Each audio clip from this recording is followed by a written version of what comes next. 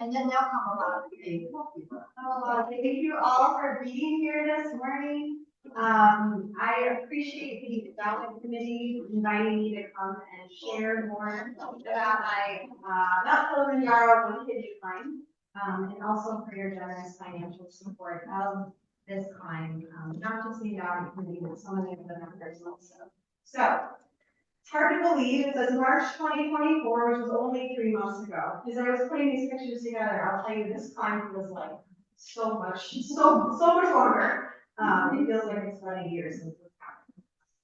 Today, I want to share a little bit about sort of how I ended up on Kilimanjaro and then walk you through the Kilimanjaro climb day by day. And then I have some sort of hot questions that everyone has asked me since I've done this climb. So probably questions that you might have. But feel free to stop me at any point and interject. This doesn't have to be anything formal. So I think most of you know why Kilimanjaro. I became a living kidney donor last year in January of 2023. I shared a little bit about my story before. You've heard about the woman here on your right, Kelly, who lives in Cedarburg, who needed a kidney. She was living with polycystic kidney disease. We had not met when I made the decision to be tested, but we've since become really good friends. She had surgery in April of 2023 and is doing really, really well. And then I met my actual recipient, Shireen, the other woman pictured here with Kelly and I. She's from Eau Claire. We met in November, all three of us together with our families around Thanksgiving time. And so now we're this kidney family, as we would say. This is important because I never had an interest in climbing Mount Kilimanjaro, ever, until I became a kidney donor. 3 weeks after my kidney donation, someone had introduced me to a group called Kidney Donor Athletes. And they shared a post about how they were going to do their one kidney climb 2024 up Mount Kilimanjaro. It would be their second time climbing Kilimanjaro with a group of kidney donors.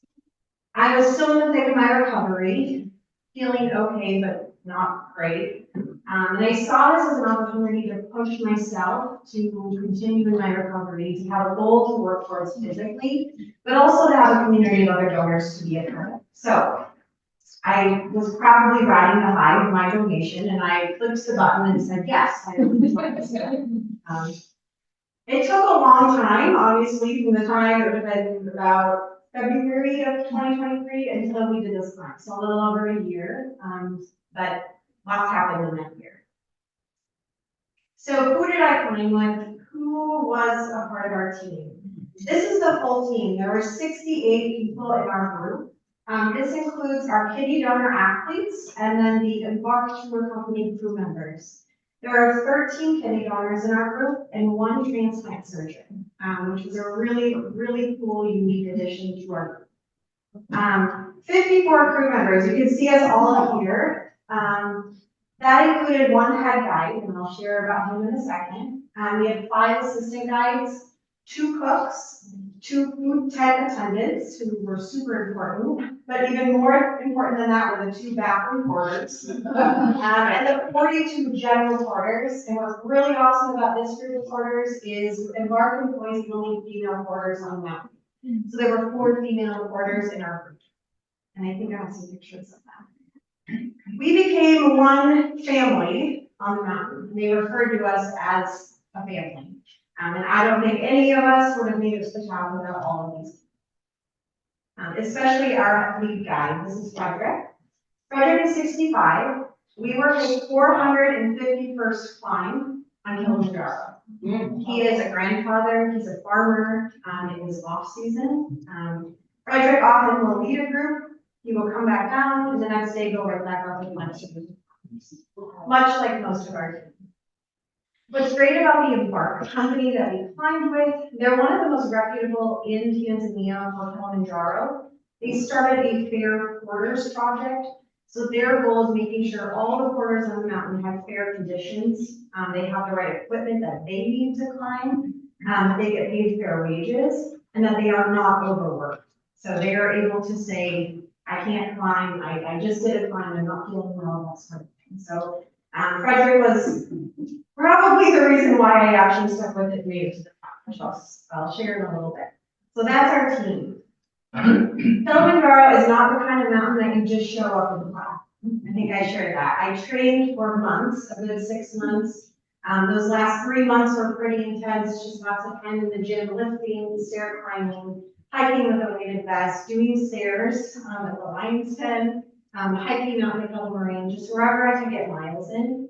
I had bought brand new boots and was told to put 100 miles on my boots, and I put almost 250 before I left. So I'm not a climber. I don't do a ton of hiking. We're gym people. We lift. So this was a challenge, but the training was really great. You can see my parents started the training with me last summer. The gear is super important. I borrowed this picture from one of my climbing mates. So she laid out all her gear to take a picture before she left, just to show everything that goes into this. So you see the big yellow duffel bag. That's the bag our porters carry. We each have a day pack. Our big yellow bags were about 30 to 35 pounds at most, and they did weigh them before we left. And then our day packs were about 20 pounds. So your day pack has all the stuff you could possibly need, your rain gear, snow gear, all of that stayed with us. And our porters carried all of our overnight stuff. So our sleeping bags, sleeping pads, all of that. That's a lot of stuff. The training was really important for me because, like I said, I'm not an avid hiker for mountain climbers. So I had all new equipment that I needed to train. So not just my boots, but I needed to figure out what cold weather gear did I need, how many layers, all of that. Then we had to actually get to Tanzania, which for most of my climbing mates, this was the first time they've ever been to Africa, first time they've made the long trek. It's the video. This is flying into Tanzania. We actually flew right past Kilimanjaro, so it's really cool to see. It took about 24 hours to get there. So you get there a day early. I actually arrived in the afternoon. All my climbing mates arrived in the evening. So I had the first afternoon to sort of get situated and all goes on in motion. And then we had the whole next day together. The important part of having that whole day together as a team, we had never met before. So we had done Zoom calls ahead of time, but our group had never met each other. We had never met our guides. So this is a picture of the meeting the day before, where our guides walk you through what's going to happen every day of the climb. They talk to us, answer questions. Immediately following this team meeting, they came to each of our rooms, and we had to lay out all the gear we brought for climbing. So our beds were covered, everything was nicely organized, and we had to show them exactly what we planned to wear, kind of day by day, especially our summit night gear. And we did this again the night before we saw it.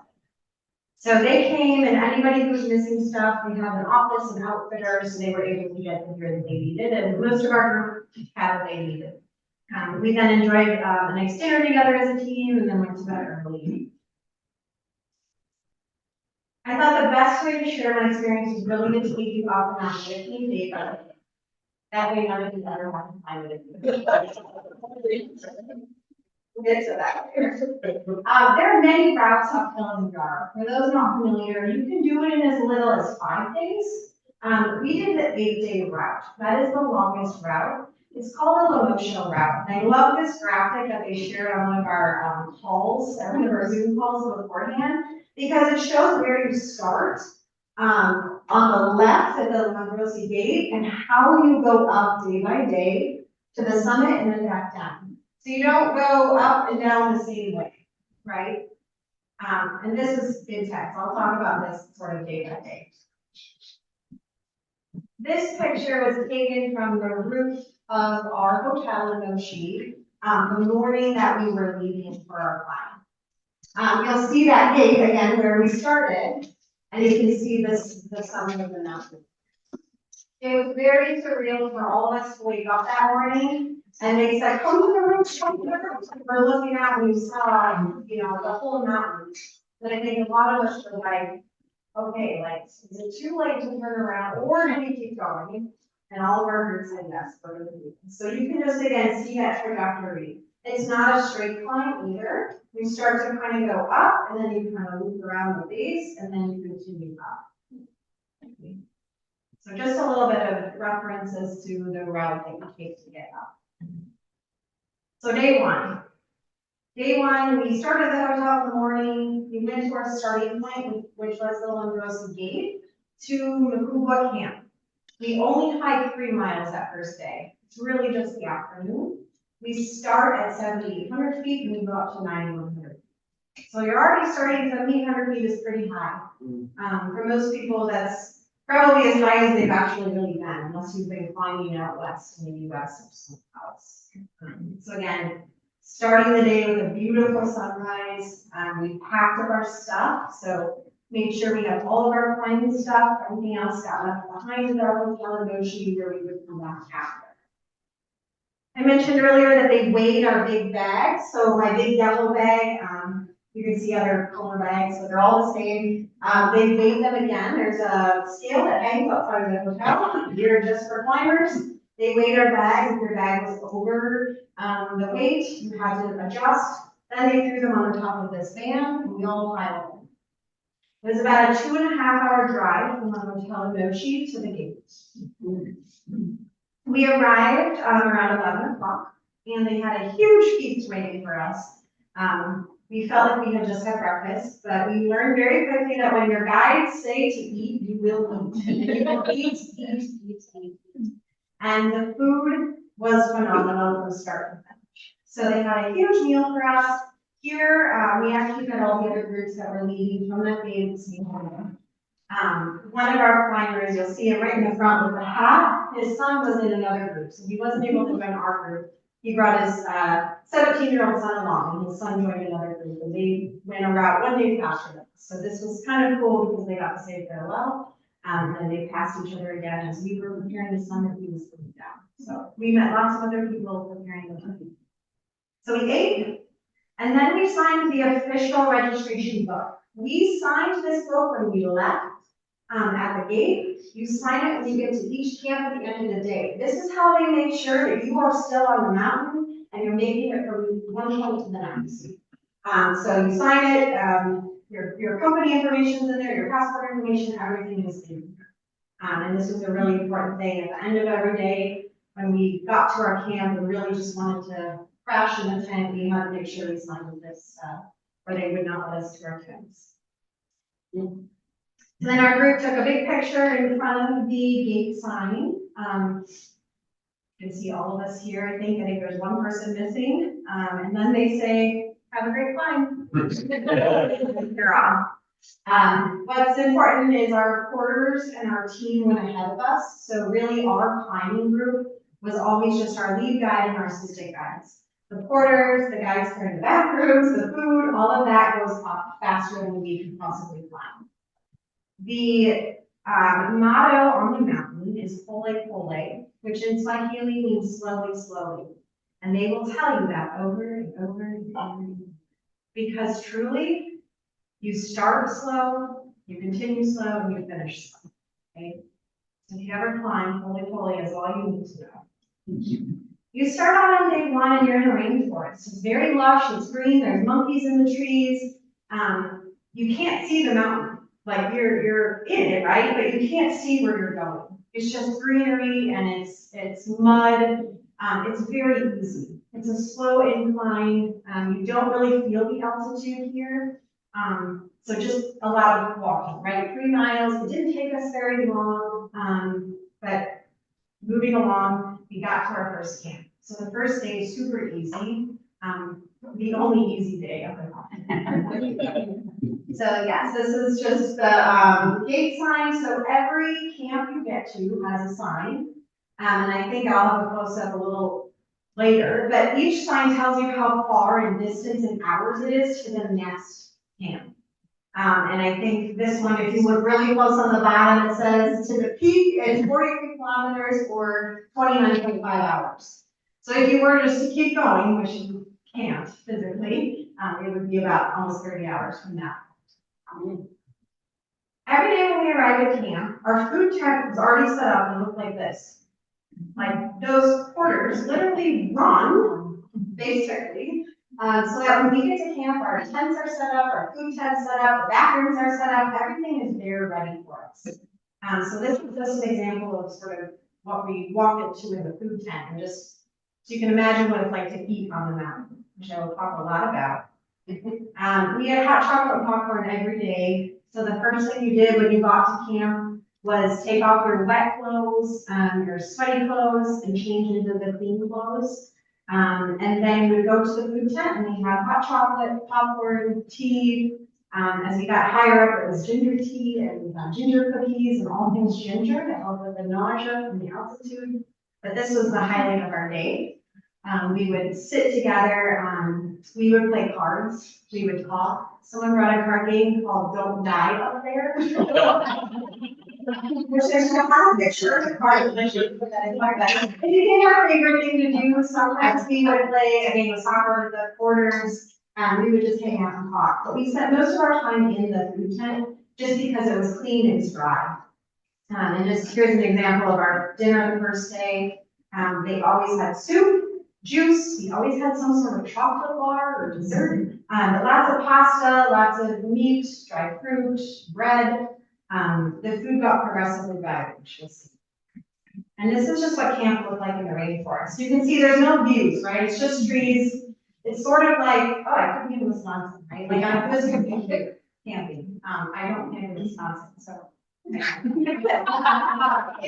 rained pretty hard that night. So after dinner, typically we would retreat to our tents. It would be pretty early by the time we were ready for bed. Between 7 and 8, most of us were in our tents, ready to just sleep. So this is an example of camp. So that's day 1, the easy day. Day 2, we went from our first camp, the Kubo camp, up to Shiro 1. We only went 5 miles. A very long 5 miles, probably about 8 hours of hiking, from 9,100 feet all the way up to 11,500. This was the first day you could sort of start to feel some of the effects of the elevation. Most of the people in our group took the prophylactic altitude sickness meds. So I took them, we only had 2 members that didn't. And those 2 members were fine with that. But I don't think I would have made it without those medicines. So we started in the rainforest for maybe an hour. These are all the women in our group. We have a lot of men in our group, so this is our female representation from our kidney donors. When you leave the rainforest, you're kind of wide open, right, into this moorland. There are tall grasses everywhere. You start to see a little bit of what you think is the mountain, but not quite yet. It's beautiful. It's just a video of just how gorgeous it is.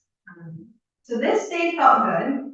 There wasn't really any steep climbing. It was just walking, walking, walking. Some more pictures of our day.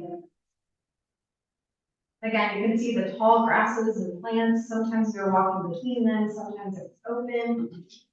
This picture here, you can start to see at the very top, you can finally see the mountain. We had been walking for maybe 6 hours, and you come around this corner, and the guys just sort of stop and stare, and you're like, what are we looking at? And then the clouds part, and you can see the peak. So this was the first time we actually had a glimpse of the mountain well.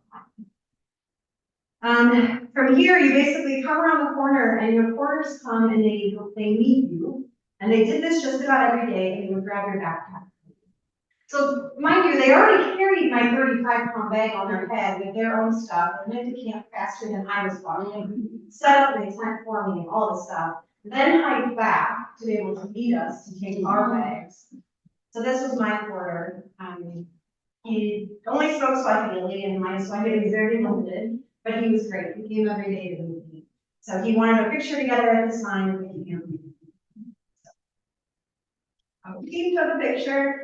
Again, the mountain's kind of hiding back there. After a couple hours, the clouds cleared, and this is what it looked like from camp. So this is from the door of my tent. They can see the dining tent, and then right behind it is the. So pretty impressive.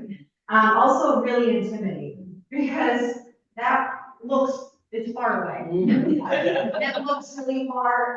In your head, you think, I don't know if I make it. That's a lot. At the same time, some of us were like, oh, it's not as big as I thought. But then you're like, I'm in the middle of it. So this mountain played tricks on us throughout the next few days. So you're already at 11,000 feet. Yeah, yeah. So if you think back to that picture I showed you, I mean, we're only on day 2, so we're still going up that incline. We haven't really gone around yet to really start to go up, which when we get there, you'll see. So day 2, the days always ended the same, right? Lots of food, rest, end of the day. Day 3, we went from Shira 1 to Shira 2. This was about 6.2 miles. And we went from 11,500 feet to 12,600. So that doesn't seem like a lot, but it definitely felt like an increase in altitude. You could feel it as you got to that camp. We had a gorgeous sunrise, again, right from my tent. The sun rose right behind the mountain. Every morning started the same way. We got buckets of water. So this is sort of right outside of my tent. I'm taking this from sitting inside.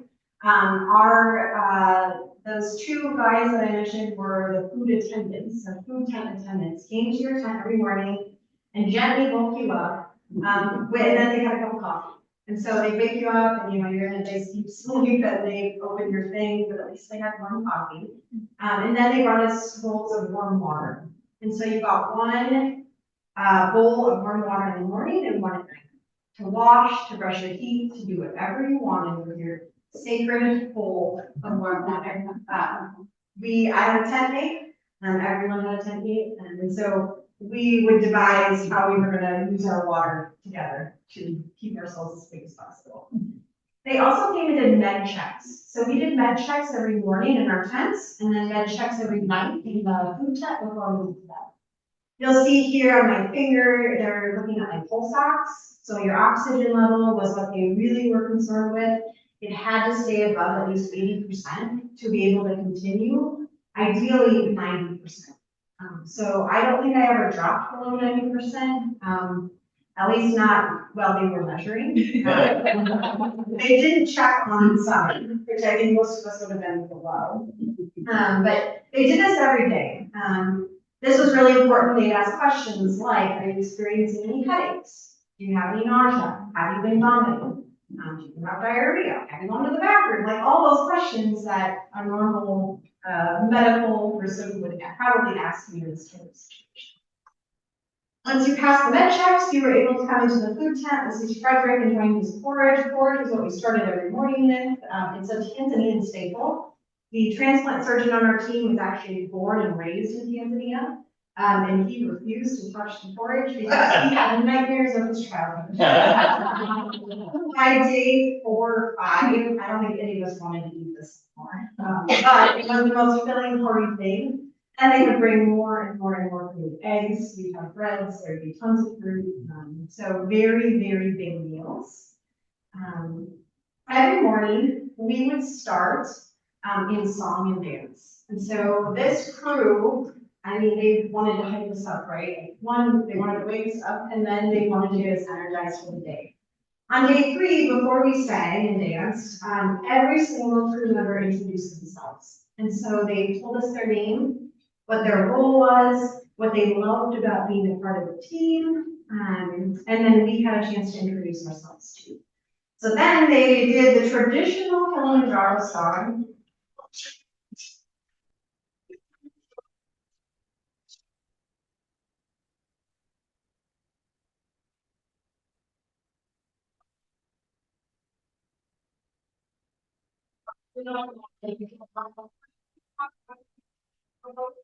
That lasted for probably 20 minutes. Over and over and over. They were saying different people's names, and they were talking about different parts of the mountain, and so all of us by the end knew the full words to this song, and we sang it repeatedly. But it was really a beautiful way to start each day. So day 3, we could see that mountain, right? We set out straight towards it. It was very sunny, very warm to start the day, even though we were at 11,000 feet, 12,000 feet, I think. It still felt pretty warm. That sun was hot. So we were in lots of layers, putting layers on, taking layers off as the day goes on. Again, this was kind of cool. You're walking through lots of vegetation. There were lots of rocks, pretty wide open. We were passing through streams, as you can see here. not very difficult, but again, going full way. As long as you went slow, this wasn't too hard. They have these amazing trees that are indigenous to Kilimanjaro. You can see over there. You would see them from about day 3 into day 4, and then they disappeared. So in this area, there were lots of these really cool trees. Looked like they were from a Dr. Seuss book. They're huge. I think you'll see another picture in a little bit. We ended day 3 by getting to Shira 2 camp. This camp was really pretty. The mountain was directly behind us, so you really felt like we were in the mountain. By the time we got to camp, though, you can see it's a little cloudy. Usually every afternoon, by the time you arrived at camp, the clouds would start to come in. And by this point, we were right at that cloud level. So when those clouds would come through, myself and about 2 other people, we really would feel it. So I'd get a headache. You feel the pressure change, right? I think some of us feel it more than others. So usually by the time we got to camp, I was ready to lay down for a little bit and then go and have some hot chocolate or tea and popcorn. Again, when those clouds cleared at this camp, it was absolutely beautiful. This is just right around sunset. You can see the clouds, you can see the vegetation. I feel like pictures and videos don't even do it justice. It was truly breathtaking and beautiful. Day 4 was a hard day. It was kind of a turning point for a lot of people in our team. So day 4, you go from that Shira camp that we were just at 12,630 feet, up to what's called Lava Tower. Lava Tower is at 15,000 feet.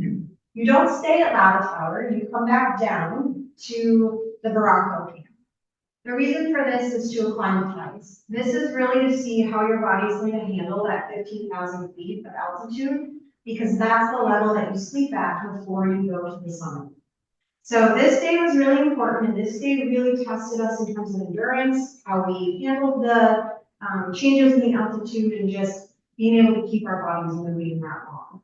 So it was about 6.2 miles from our camp to Lava Tower, where we had lunch. And then from Lava Tower down to Barranco, it was only 2 hours. It took us, or 2 miles, it took us over 2 hours. And you're going up and then you're going straight back down.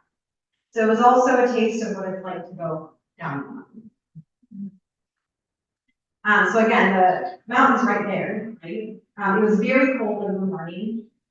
The joke with my entire team was that me, the Wisconsin girl, was always freezing. And from about day 4 on, I didn't take my hat. I didn't want to take my hat off, my jacket. I slept in my coat. I slept with my Nalgene bottles filled with hot water and stuffed in the bottom of my sleeping bag. Again, I'm not a camper. I didn't know all these tricks. I learned them quickly. You could feel it. So you woke up in the morning and it was very chilly. It was cold. But then as you're hiking and that sun comes up, it would get warm. So again, layers and more layers. This was pretty straight up. This is where we started to kind of come around, and we're going to go more up the mountain. You can see it's a little more of an incline as we're going here.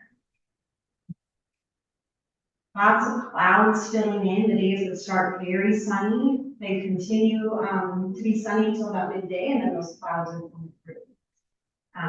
Our tour company took this video of us walking, so they would go run ahead and make video of us. You can see how slow, right? We're not going fast. You can also see that it changed, right, from being so green and lush to now it's starting to be like ashy rock, lots of rock. The trails weren't so defined, and just very gray. Parts of this climb, I imagine, are what the moon looks like, right? It just was very we're in the Alpine desert. It's devoid of most plants. So just very gray, very ashy underneath us. This is the bridge that leads up to Lava Tower. The big structure back there is Lava Tower.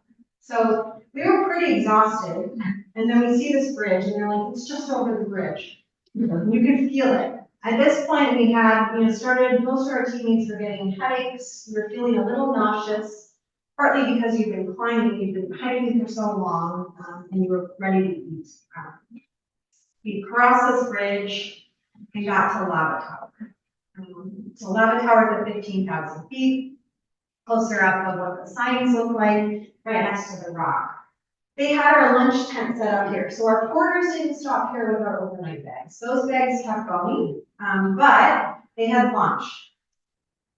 This is my fellow Wisconsinite, Taylor.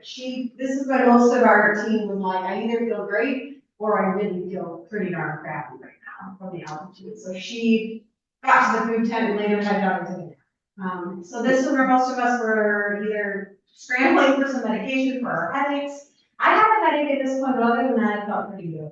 Especially once I ate. They always make sure to give us some sort of chocolate again. So the Snickers bar definitely. After we ate, we were pretty tired. You know, we're used to eating and then going and laying in our tents and having downtime, but we had to keep going and we had to go back down. So again, we were going up to 15,000 feet, back to 13,000 feet to sleep. At 2,000 feet, changing elevation back down, it took a long time, it took a lot of energy. So this is literally what it looked like. We came out of the food tent, looked back, you know, not the way we came from, but the way we were going, and this is what we saw. Very rocky. We had a couple team members who were afraid of heights, so this was a good test for them.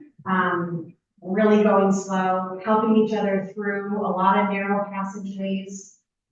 It was around this point here that we lost our first team member during the course of our climb. So he was unable to continue. He experienced severe dehydration. He wasn't able to eat. Hadn't gone to the bathroom in 24 hours.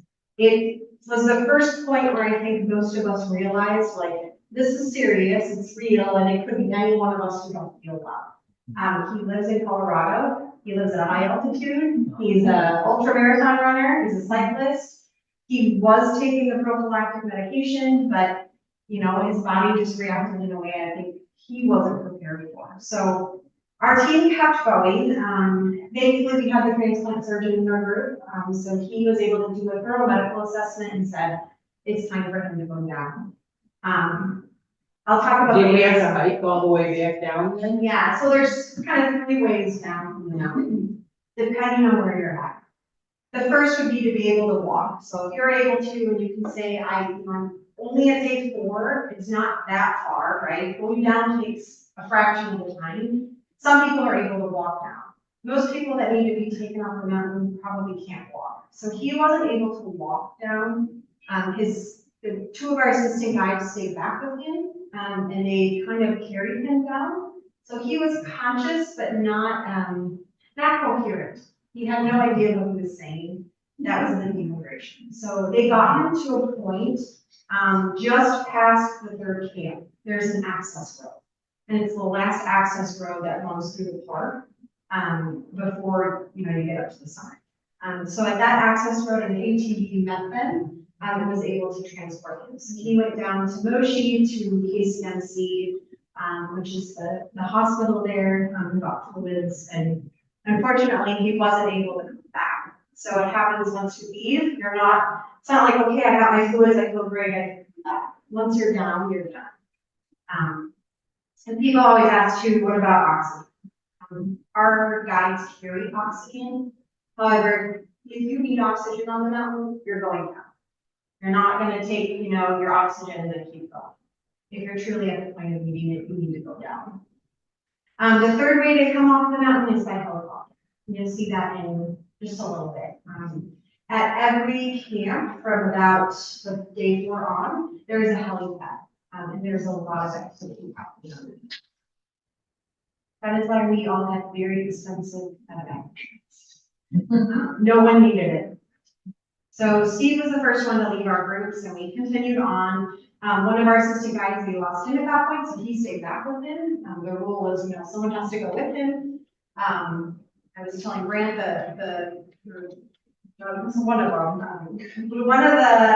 when Steve went down, he had our big flag for the summit in his backpack. Oh. That flag went back down to the bottom. We realized it when we were getting close to summit, so one of the guys actually, all the way down, went to the hotel, got the flag, and So, it's possible, right? We don't know. So you can see, we kept going, again, it's, you look around and you're sort of like, oh my gosh, there's nothing here, right? Like, where am I? We just kept going and going and going and going. Again, while walking.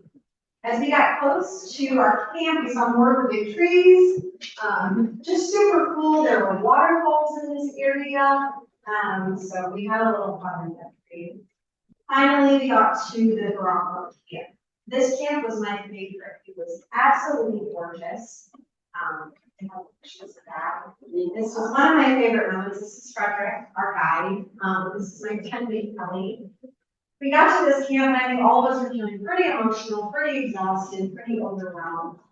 So he said, he asked us to come over, and he put his hands on our shoulders, and he said, "I'm praying for you," and so he prayed for us, and he gave us big hugs, and we all laughed. And it was just a really special moment. So not only is he the one who climbs this mountain 450 something times, but he's like the unofficial pastor. So he was always stopping and making sure people took a breath and had what they needed. So again, beautiful camp. You're right tucked in the side of the mountain. The reason I have this picture here is because kind of what you see in the back is what's known as the Bronco Wall. We all got there. We knew the Bronco Wall was probably going to be the hardest part aside from the summit. The Bronco Wall is an 800-foot vertical rock wall we can climb the next day. So we're all relieved to get to camp after we had just made it to 15,000 feet, come back down, you're exhausted, and then you look up and you're like, whoa, that's what I have to do. So we just enjoyed the scenery. I mean, this is our camp all set up at the end of the day. You can see how beautiful it is. You'll probably see in some of these pictures, there's other camps you see. We were the largest group. Most people climbing were about 2 to 4 people with a staff of 2 to 4 and their tour company.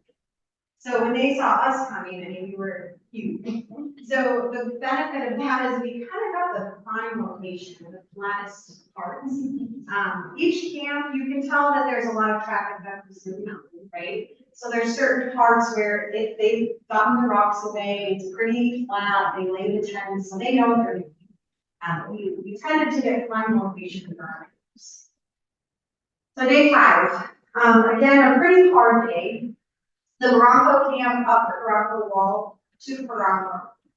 This was only 3 miles, but again, this has that 800-foot rock wall that we scaled, which is, this though is another acclimatization day. We're only going from 13,000 feet to 13,100 feet. You don't notice that, right? I mean, the point is that we're keeping our bodies adjusted to that. So woke up, the sun was always rising over the mountain there. Here we were, absolutely. What time in the morning did you have to get up? I think we were all up by like 6. Yeah, I think, they'd wake us up with coffee. We would start hiking by about 8. So you'd wake up early, we'd have about 30 minutes to get ready. You'll see the tarp here with the bags. At every camp, every morning, they would lay out a tarp and you have to pack your bag up, right? The porters are packing the bag for you. You try to keep it about the same weight every day too. So you never wanted your day pack to be too heavy or the porter's pack to be too heavy. So we would pack up our stuff, lay it on the tarp, and then we go to the tent, eat, and then we do our morning, announcements and singing, and then they would send us off. When we left the Bronco camp, you go down, you go over this little bridge, big rushing water underneath. So what's really interesting is that all of these camps are near a water source. You have to think, the porters have to carry water, right? The water that we need from one camp to the next. So they try to get as close as possible to a water source, a clean water source, I think. And we always tell the water that we don't use, clean and quality.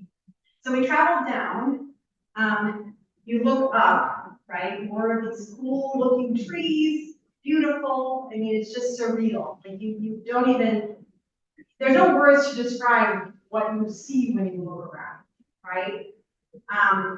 But then you look up and you've got the wall. The wall isn't like a straight wall. Like you're not just gonna climb. it's all switched up. So you're going up and around, up and around.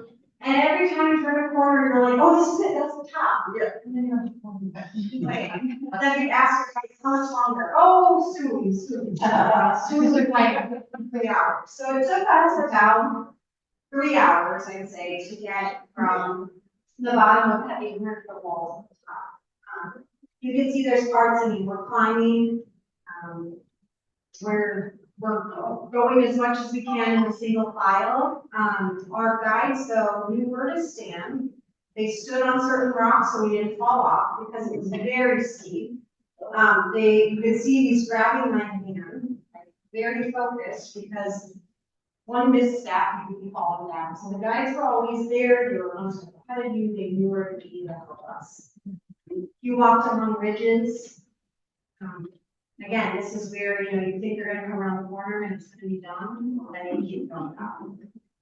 Finally, you do get to the top of that wall, and the clouds just came in. So the reason you have to start so early is because once those clouds come, you won't be able to see where you're at or what's coming. So we had just gotten to the top, and you can see some of my climbing mates are looking out. They're looking right over to where our camp was and the wall we just climbed up. But they can't see it because it's all clouds. This is our whole team. So our camp, if there were no clouds, you would see the beautiful green, you'd see the camp below, but it's just one big cloud behind us. But what's really cool when we got to this point is the woman in pink, Mary, she's from Canada. And we get to the top, and this woman yells across, and goes, oh my gosh, you're the woman from Canada. She's like, what? She's like, I saw you on the news. So Mary had done a lot of media in her hometown, and there was a woman from her area who was also climbing and saw her. And so she came over, and it was like just this miracle moment of like, you're in the middle of Mount Kilimanjaro, and you recognize each other, and you're both from a town of like 2,000 people, so much smaller. So it was a really cool moment. Mary is also terrified of heights. There were a lot of tears climbing up the Bronco Wall. It was the biggest fear. And we said, really, the Bronco Wall was Mary's summit. So Mary didn't make it to the summit with us. She started on summit night, and we got too sick to continue, and had to be taken down to our camp. She did get to finish with us. So we were all really proud of her because this was really the part that she dreaded the most. And it took our whole team getting her up there. Lots of focusing and conversion. So once you get to the Bronco Wall, you have to come back down a little. It feels like you're always going up to come back down. And again, lots of clouds. You can see just nothing, right? This is literally what I picture the moon being like, just devoid of anything. You're pretty tired at this point. You get to the Karanga camp. Karanga camp is not beautiful. It's very rocky. It's very, very steep.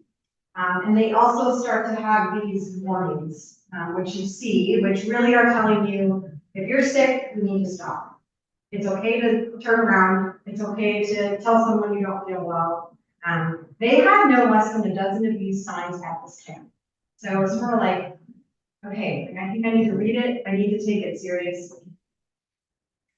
This was the best day, food-wise, because we had pizza for lunch, which was amazing, in the middle of a mountain. It was some of the best pizza I've ever had. And then we had Taco Tuesday for dinner. So we were all pretty excited about that. The food was truly amazing, and they served us and they took it. The camp, again, I said, was really steep. Not as beautiful, right? There's no big view of the mountain, but that is the view from the camp of the city below. That's where we started. So you can see how far you've come. And so some days you're looking up thinking, I'm not going to make it, and other days you look down and you're like, wow, I can make it. Day 6, this is the day that takes us to the final camp before summit. So we go from Garanga to Barafu. It's only 2.5 miles. You go from 13,000 feet to 15,200. So we're going just a little higher than we were at Lava Tower for lunch that day. 2.5 miles over 6-7 hours. slow, right? Well, like, oh, they're not kidding. Just the view from the camp in the morning.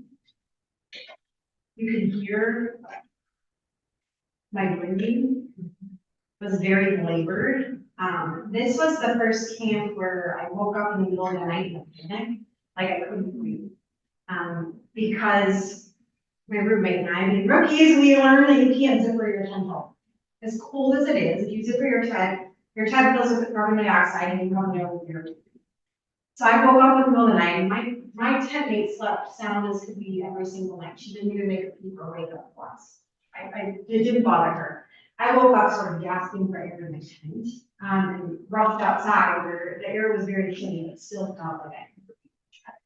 But from here on out, all of the videos I took, you can hear that labored breathing, even when I'm not moving, right? Just standing there, pretty labored breathing. So the mountain's there, you can see it. You couldn't see it when we got there because it was so cloudy. So packing up camp, again, putting all of our stuff in the pile, getting ready, heading on out. There's the helipad I was talking about. This is what it looks like when you look from our campsite backwards. So you see those buildings with the green roofs, that's where you check in when you get there. You sign your register. That's where the park rangers and officials stay. So there's always people there in those buildings. That's where you go if you need medical attention. This was taken, you can see our crew is all still down there packing up all of our stuff. And we had already started hiking, they'll still pass us. But we saw the first helicopter. So this was the first evacuation of our teams. Our guides had some fun with us. Lots of fun pictures, but this is when it started to feel pretty steep. You can see we're walking up a pretty, steady incline. I'd say from here on out, it was pretty much up. Again, the sides of the mountain, the different peaks of the mountains, we were kind of just in them. You can see them, they felt closer than I think they actually were. These are myself and the two other UW donors. So our group of 13 donors have 3 who donated here in Madison. 2 of us are from Wisconsin and Kevin's from St. Louis. So it's really cool. The hospital supported us on the climb as well. Having 3 of us, which was fun. Again, climbing along ridges. So this is kind of a point where we had to really sidestep. Can't really tell in the picture, but it's a pretty steep drop there. Most of this day was like this. More clouds, more walking. Pull.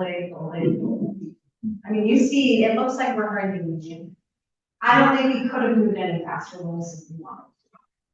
There was one point where some of us did start to go a little faster, some needed to go a little slower, depending on how we were feeling, but we pretty much all stuck together. This is coming into the last camp, the Baracco camp. It's pretty flat, pretty steady, and then you get to the end, and there's this, again, switchback where you're going up, up, up, and up. At this point, you're pretty exhausted, so you're just trying to push yourself to get to the top. I remember my legs were so sore, my breathing was so labored, I was exhausted. I think I already had the tears forming, like, oh, how am I gonna do this? How am I gonna get there? And your guides just say, keep going, keep going, keep going. They really do, they push you. This is what it looked like when we finally got to the top of that. You're like, where's camp? Like, again, there's so many clouds, you have no idea where you were going. The clouds just kept coming through. But you see that line coming through there is the trail we came up. So we got to the top, more clouds. Finally got to Baracco camp, our last camp before we sunk. This camp was, again, on the side of the mountain, not very flat, pretty rocky, very steep. You step out of your camp, your tent door, and you had to make sure you were kind of like going sideways to brace yourself so you wouldn't just slide right down. So it's also the first time we had hail. And in my tent, there's a video you have before. Up until this point, there hadn't been much snow. We hadn't really seen snow. It hadn't gotten freezing during the day. It was just cold at night. But we were laying in our tents when we got there, and all of a sudden it started hailing. That was a little concerning because we knew summit night was a few hours away. And so you're always worried because if it's hailing here, it's likely snowing up the summit. So our guides were constantly checking the conditions to say, hey, we had a group that summited yesterday, it was snowing or it was clear, it was this cold and this windy. And so when we were at this camp, we went into our food tent and they did a big meeting, almost like right before we left, right? When we were all in that room in the hotel, where they kind of walked through, this is what's gonna happen on summit night. And by summit night, I mean, for summit day, it was really, we got here at 5 p.m., we ate. We went into our tents for a little bit to rest, then we came back to the tent and they did this big meeting, right? So by like 7 o'clock at night. Then they had to come back again to our tents to make sure we laid out all of our summit gear. We had to again, in our tents, lay out for them. I'm wearing this layer from my underwear all the way to all my top layers. And we had to show them. And they would say, that's not enough. Show me what else you have in your bag. I laid out my clothes and my guide said, no, you need at least 2 more layers. So he, said, here's all my dirty clothes. And then they just pull it out and they tell you this is what you're gonna wear. After we did that, most of our group rested. So we had about 2 hours in theory to sleep. I don't think I fell asleep, maybe 20 minutes. My tent was out, she was great. I just laid there was no cell service at this point. I think I was just really anxious about summit night. Summit, you wake up at 10 p.m., so you're still sort of on day 6, right? You ate dinner, you went to sleep, and then you woke up at 10 p.m. 10 p.m. you have breakfast, and 11 p.m. you start your summit. So I guess this is a picture of us having our breakfast at 10 p.m. Really, it's the porridge, ginger cookies. This is my tent mate Kelly. You can see she's already in all of her layers. What was interesting about this time of night is it's actually the warmest. So at 10, 11 p.m., it didn't feel that cold. And so you're putting on all these layers and you're like, well, do I need this? So as I started, eventually, as we started on the summit, I was pulling layers off. And then eventually you're putting layers back on. So it was very calm when we started. It was very deceiving. It was no wind. You can see how bundled up she is, enjoying her porridge, ginger cookies. They gave each of us juice, candy bar. They packed up thermoses of ginger tea. They had big containers of the ginger cookies for us, and they carried those with us as we summited. So day 7, technically summit day. This is also World Kidney Day. We go from 15,200 feet, starting at 11 p.m. to 19,341 feet. That's the true peak. You start at around 11 p.m. and you get to the peak around 7, 8 p.m. I don't have a lot of pictures from the dark part. One of my clients took this. You can see, again, this is like ashy rock. It was slippery. There was a lot of shale rock. As you stepped, it sounded like you were stepping on broken glass. So every step you took, it would just crunch beneath your feet. It was cold. It was dark. You only had your headlamp. You didn't know how far you had to go, which was probably a blessing. Because you could see the couple people that started ahead of us, you could see their headlamps moving up. And you would look and think, there is no way I'm ever going to get there. There's no way that those people are even moving. It was really difficult, I think, mentally to see what was ahead of you, just with those tiny lights. So I was grateful I couldn't see what was ahead of me. You really had to pay attention to what was beneath your feet and what was to the side of you, because this was very rocky. There were a lot of cliffs on either side. So again, our assistant guides would kind of go ahead and they would stand in certain spots so that you didn't misstep, or they'd pull your hand up. So you can see we still have headlamps on, but it's starting to get light here as we're coming up to the top. So you can kind of have a picture of what it looked like. You're so focused on what's ahead of you that never once did I really think about how far have I come. We took a lot of breaks. So you would walk for about 20 minutes and then you'd sit for about 5. So again, it took 7 hours to go 3 miles. So it's like the most humbling 5K of your life, right? If you've ever ran a 5K, you know it's not that far, but 7 hours. I mentioned Mary got sick about an hour in. She lost consciousness and had to be carried down to the camp. Thankfully, she could wait at the camp and it was better. I started vomiting about 2 hours in. I felt really sick. I had a really bad headache that turned to a migraine pretty quickly as we went up. We're taking meds. We're drinking lots of water. You don't think you're drinking water as much as you're drinking, but I drank almost 4 liters on the way out, which is a lot. I didn't once have to stop and go to the bathroom.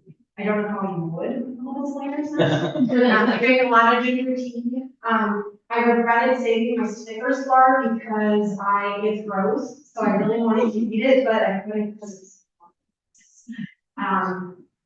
all that to say, you know, you feel the altitude going up. Just about everybody in our group felt it. It was very quiet. We were walking and no one was talking.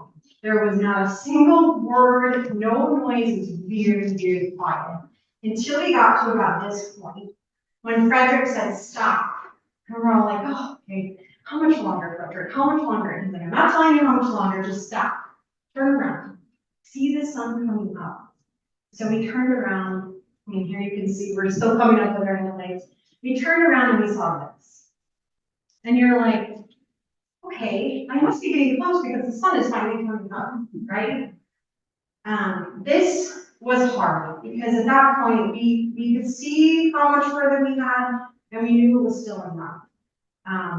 One of our team members, Mark, he was very encouraging throughout the whole time. He yelled at this point, like, come on, Katie, finish strong. And then Frederick's yelling, I love my job, and it's echoing across the mountain. So then we turn back around, and all of our guides start singing in Swahili hymns. So they're singing how great thou art. And they sang it the whole way to the summit on repeat in Swahili. And it was beautiful, right? Our group couldn't say a word because we were just so exhausted and couldn't breathe. But they kept singing and singing and singing until we got to the summit. You know, you look and this is what it looks like. You just sort of stand there.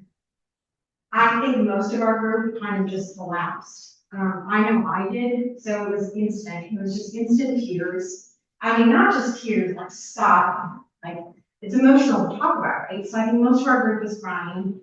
One, out of pure exhaustion. 2, just out of the beauty of this. 3, the relief for the fact that we had just made it up here. It was a really beautiful moment. There were lots of hugs, lots of tears. We all sort of needed a moment, so we kind of just found a spot and sat and just watched the sun come up, watched other people coming up. We got to take our picture. This is Stella Point. Stella Point is not the true peak. This is sort of the first summit, right? We get to the top, we take your picture. I'm smiling, but I'm really feeling pretty darn miserable at this point. Had some water and rested for about 20 minutes. It was very, very cold. I think the reason we don't have a lot of pictures is because we didn't want to take your gloves off. It was just that cold. I'd say here it's probably close to about 0 degrees. The winds are pretty strong. You can see there's a lot of snow. Yeah, and the sun is still coming up. Like the whole time you were at Stella Point, the sun was still rising. It's just beautiful every direction you look.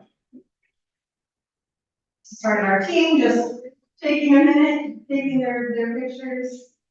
So you get to this point, and you're like, okay, I did it, right? And then they're like, no, this is the peak. You have to keep going to the true peak. So you can see at this point, there's multiple ways people choose to go. The highest point is actually the Hulu peak, and that's the peak we went to. Most of the people were going the opposite direction to another peak that's a little lower, that's much closer. So from this sign that we were at to the true peak, you can see where you're going. You can see it, but it takes another about an hour and a half. And it's walking straight up in the snow. So you see, it changed from being really ashy rocky to as soon as we got to that summit point at Stella Point to being pretty snowy. And it only got colder as we walked. So we kept walking and walking and walking, and finally you see this sign and your body speeds up as fast as it possibly can because you actually reach the ceiling of Africa, or the roof of Africa, as they call it. This is the highest point in the entire continent of Africa. So 19,341 feet. Everyone got to take a picture, we took group pictures. Again, the three of us who donated at UW, and then our whole team. This lasted maybe 5 minutes. We were at the peak for no more than 10 minutes. It's very, very cold and windy. I have a video. It's here.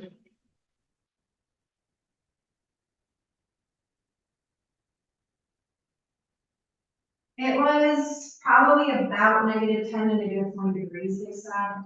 The winds, I don't even know how much, but it was pretty difficult to take your gloves off. So I had 3 layers of gloves on, like a base layer, a glove, and then a night flying mittens. I didn't want to take anything off. We also had a couple team members that were feeling pretty sick. So there was a lot of vomiting at the top, and everyone was ready to go back home, like go back down. So this is looking back when we start to actually go back.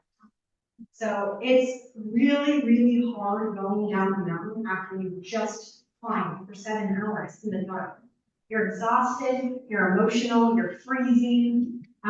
You have to go back down to the camp that we started at early that morning, or the night before, I guess. You go back down to that camp. You see here, we're all starting to file. Here you see what looks like there's 3 clusters of 3 people. Our climbers in the middle, and on either side are the porters. Our porters climbed all the way to the top to greet us.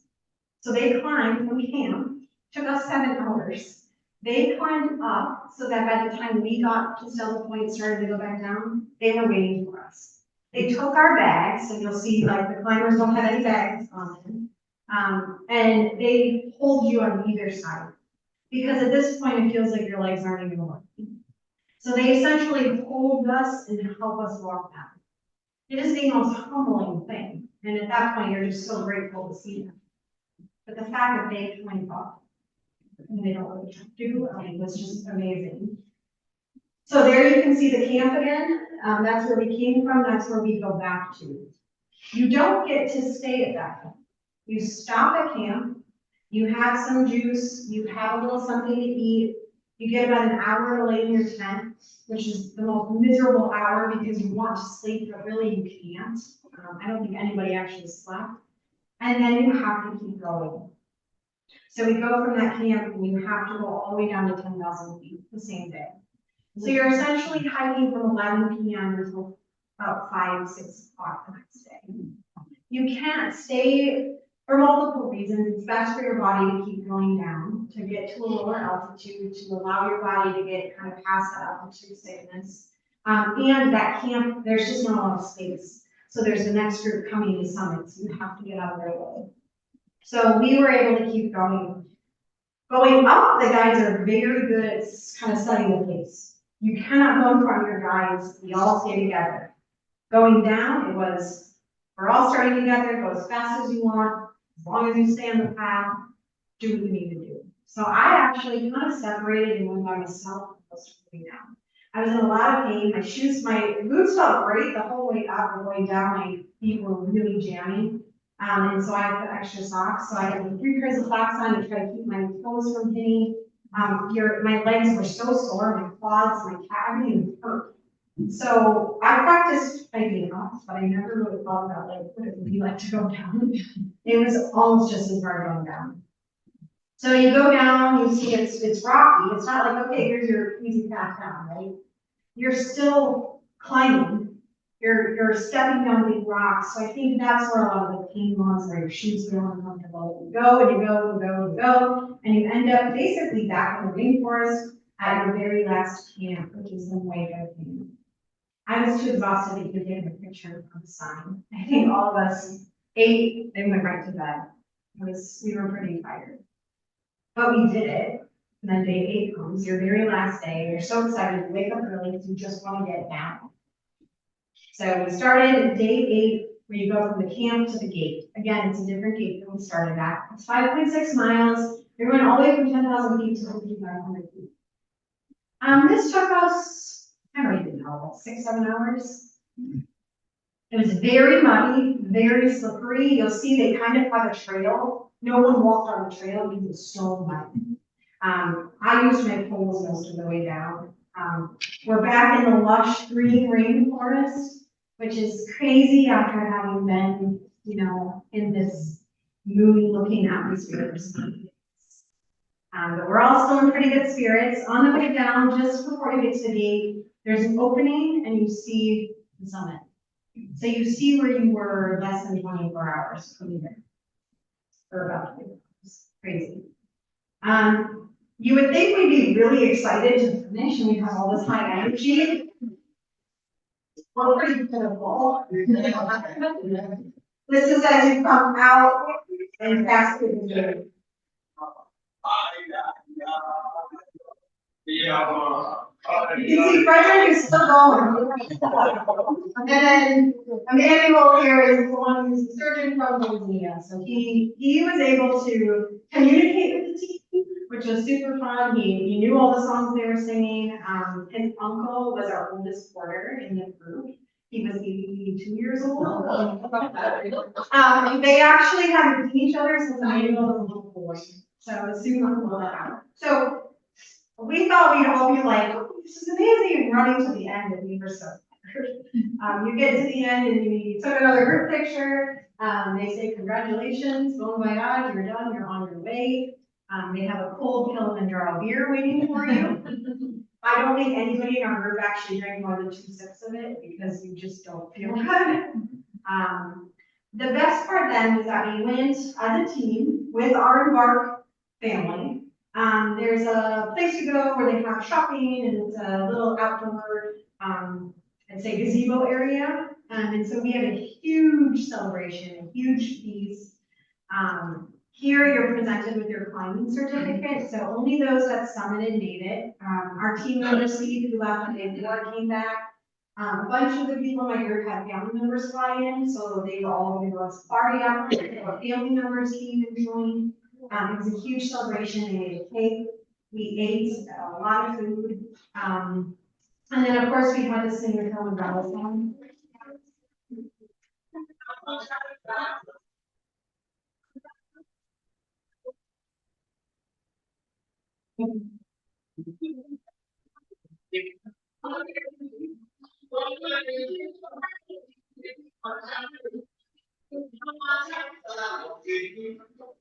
So we sang this song every day. We had been singing this song together. Then they kept having more music and dancing. This lasted about 2 hours. Our porters were able to interact with us, the guides. We had bought them all around with beers and sodas, and so we all just kind of hung out together. It was a great place for if you wanted to buy some local souvenirs, you could do that. We were pretty tired, so after this, you go back to your hotel in Yoshi, and you were able to have one last dinner together as a team, and then the next day, everyone sort of dispersed. Most of my teammates went on safari together. I had already done that, so I went back to the village I was in college, so I spent a few more days, but it was pretty relieved that the climb was. So that's sort of the day by day, right? What are the questions people have asked me the most that I'm sure you probably are thinking as well? Where did you go to the bathroom?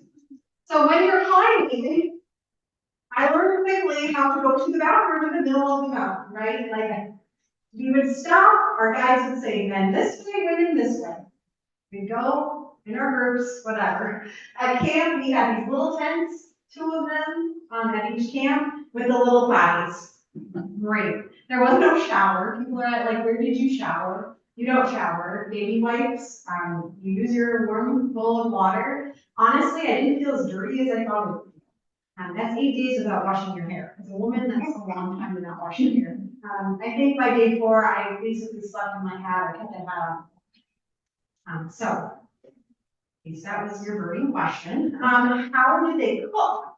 So, I think the food was phenomenal. I think our whole group, the food far surpassed our expectations. everyone brought so many snacks and nobody touched them. And I didn't bring any. I brought, a couple like gels for while I was climbing. But the food was truly amazing. So they carry propane tanks up the mountain. And there's one day around day 5 where they do a restock. So they actually have people who come all the way from the bottom up to camp with all new food, propane, whatever we need. So they do restock like day 4, day 5. So this was our cook. He was great. He did all the cooking pretty much himself. He had an assistant who helped him, like, prepping food, but he did all the cooking. Again, who carried our stuff? These porters. You can see they have their own stuff on their back, our packs on their head. They were carrying tents, they were carrying chairs, they were carrying water, they were carrying food. And so every time they would leave after us, and then they'd catch up and they needed to pass us. And so when they needed to pass us, we stopped and passed. They were great. What was the best part? I get that question a lot. For me, it's the people I climbed with. So this is my teammate Kelly. We bonded before we left because we were the only 2 people in our group that weren't runners. We both like lifting weights, so we bonded, we agreed to be tent mates, and I say we become like best friends since this experience. The other people laughed because we were constantly giggling and laughing in our tent, but they really wanted to know what the symptoms were. The joke was that she is like a female Justin, my boyfriend. Those 2 are very similar, which is kind of big all along. But it was phenomenal. This group of kidney donors, they're just remarkable humans. And we came into this as strangers, and we left as a family. So we still talk constantly. We have a group WhatsApp, and we're always messaging each other. Some of our group mates have already traveled to see each other. And so now I have family, I guess, all over the world. So most of us are from the US, Canada, and then one was from Denmark. So the people, amazing. Was the climb a success? People ask me that. I'm like, I don't know how to answer that. So I did a lot of media before and a little bit after. What happened as a result of sharing about this climb and the stories about my living kidney donation, I've had people who've chosen to become runners, who've started the testing process, people I've never met, kept reaching out. Even when I was on the mountain, I get service and I have messages come through. So there was one woman who since donated, after seeing the initial media story, and there's 3 more that were in the testing process the last time we talked. I also think to measure the success, it's not about how many of us made it to the summit, whether I made it to the summit. It's really, the goal of this was to raise awareness about kidney disease and the need for living kidney donors. And I would say that yes, this was very successful. All of our group had the opportunity to share their stories, do media, talk to people, and it's really become all these people who have an interest now in living kidney donation, or who have an awareness about what it is in the back. So I would say that yes, it was a success. Aside from either just something. If I had it summited, people ask, would you do it again? They still ask, would you climb it again? If you asked all of us the day we came down, the answer would have been no, never, ever again. But then my dad said, well, yeah, I would. And Justin said, I would climb it. I said, okay, well, maybe I would climb it again. But I don't know, because honestly, like I said, the best part was the people. I think if I were to climb it again, I wouldn't have the same experience. I had an amazing group of other fellow climbers, an amazing group of tour guides. So would I climb it again? I don't know. I had the opportunity to possibly lead the Lone Kidney Climb in 2025. They're doing 3 volcano challenge in Guatemala. So every other year, they'll do Kilimanjaro and then they'll do Guatemala. I haven't yet decided, but I think I would consider climbing other mountains. I asked Frederick, what makes a mountain climber? Like, am I a mountain climber now? And he said, absolutely. You only have to climb one mountain to fly something. So I can say I own a mountain. It was an amazing experience. It was the hardest thing I've ever done. Yet the most rewarding. So that's it. I don't know if you have any questions.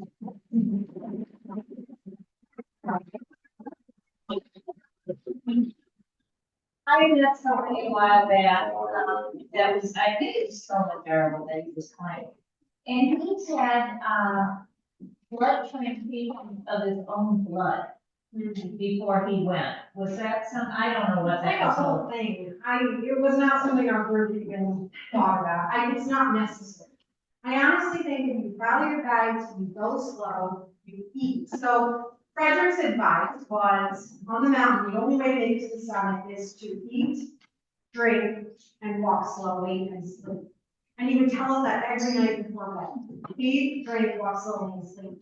If you do that, you're probably going to have a high chance of something. I think also doing that longer route, that route has a higher summit success rate. So if you do it in 5 or 6 days, your chances of summiting are very small compared to if you do over these 7, 8 day climbs. So do you have to do that? I would say no. That must be a personal choice. Yeah, what it was, I just thought it was great. I think something people do, I think especially people who kind of practice. Maybe that's what he's saying. Yeah, it's not, it's not terrible. The summit night was the only part where I truly felt like, yes, this is like so horrible, harder than I ever could. The rest of it is just endurance, being really patient and just keeping your body moving. I know some other advice that I would, as a climber, I would agree, do not tell your parents. Well, we have a live tracker, so one of our team members on a live tracker, I'm thinking it's satellite and it worked. I think they were able to follow us in this way. But yes, lots of family members said, they lost the tracker, like, as we were summiting. And so, yeah, they were a little nervous. Yeah, I don't know, I would recommend you tell someone. And FaceTime. Oh, I try to face, yes. It's hard, you don't, I was like, oh, they're gonna go 8 days without signal, what do you, they have Wi-Fi on the mountain, you see the cords everywhere, but it's not hooked up to anything. It's typical African practice, right? They have it, but it doesn't work. And so there were camps where I got a signal more than I thought I would get. So like by day 3, I think 5, 6, even at that Baraka camp right before summit, I had a signal.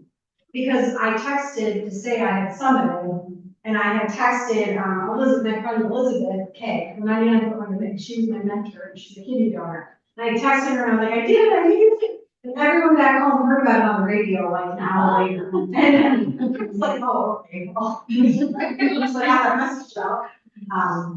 But yeah, there was an opportunity to face time. That was really nice, comforting, at least for me. For us. I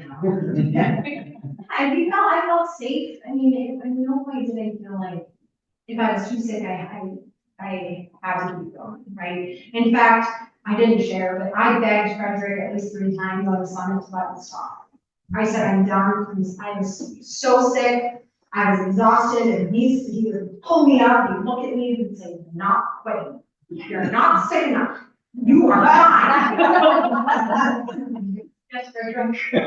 Keep going, but, I think had the summit not come at the right time, I probably might not have made it, because it was really, really hard, and I was pretty sick. But, yeah, Frederick was probably the reason all of us made it. How have you recouped since then? Yeah, I would say it was pretty normal. By the time you come down, you feel good, and within a matter of days, you're exhausted, your legs hurt. Flying home was hard because you're sitting for so long. I'm grateful I had those few days, and I was out in the village. I could spend time with kids and kind of be out. But yeah, that long flight home it's hard whether you climb the mountain or not.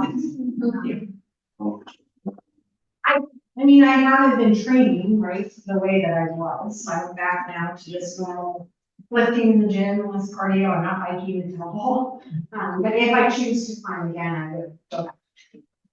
The good thing is I did the hardest mountain first. So anything I do after this would probably be a little easier.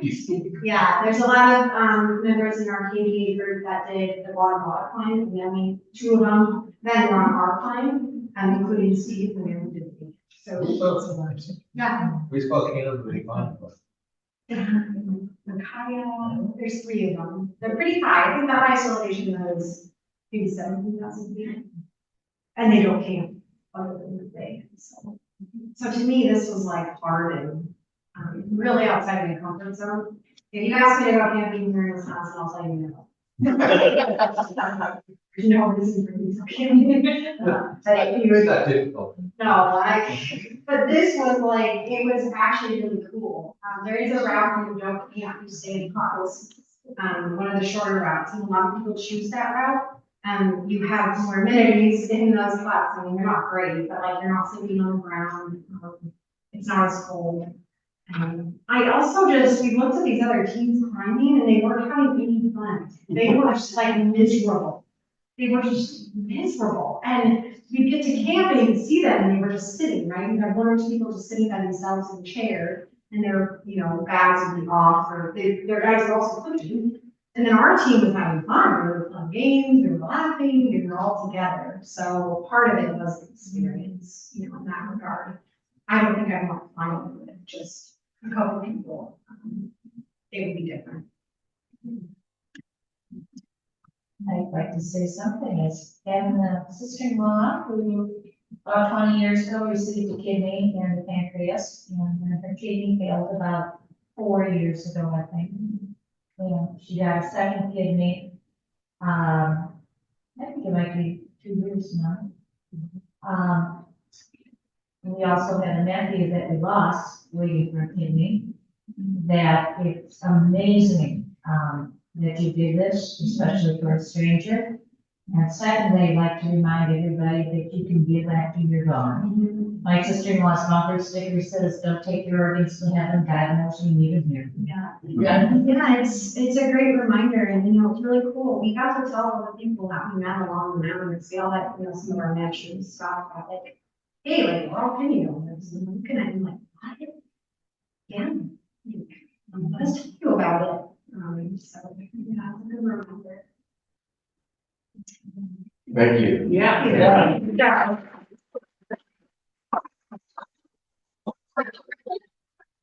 Everybody, please have another cup of coffee and some more tea. Yeah. Take some home with you. Well, we put it in the.